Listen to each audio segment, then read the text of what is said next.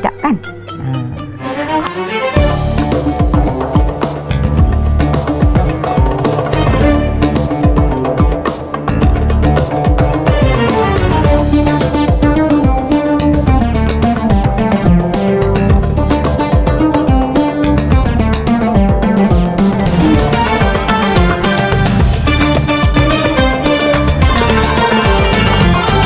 Assalamualaikum Umi. Waalaikumsalam warahmatullahi taala wabarakatuh. Jas kat mana tu? Umi lupa ke hari ni Jas kat Jabal Rahmah ni kat belakang tu. Nampak? Lepas ni insya-Allah pergi Madinah pula. Oh, masya-Allah. Bestnya. Umi rindu sangat kat Madinah. Okey Umi, kalau Umi rindu, Umi marilah datang sini dengan Jas ada kat sini. Nanti Jas sampaikan salam pada Rasulullah sallallahu alaihi wasallam bila pergi kat Raudah tu ya. Insya-Allah, insya-Allah. Jas.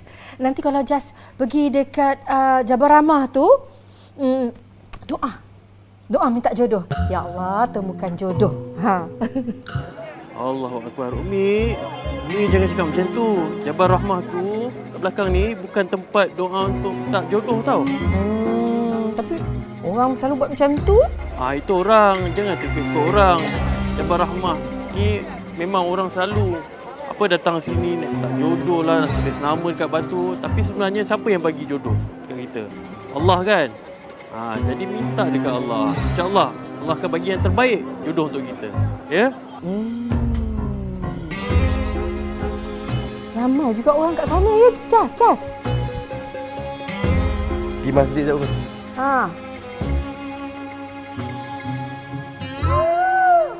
RM7,990. Mahalnya. Kalau puan nak lagi murah, kita ada harga lagi murah, RM5,999. Itu macam sedap sikit dengar kan? Tapi hotel jauh sikit lah. Jauh. Berapa jauh Dalam 300-400 meter. 400 meter maknanya kalau jalan kaki lebih kurang setengah jam macam tu. Betul. Maksudnya kalau lagi jauh berjalan, lagi banyak langkah, lagi banyak pahala macam tu. Betul tu. Okey, saya ambil package RM5,000 lebih tu. Gampang.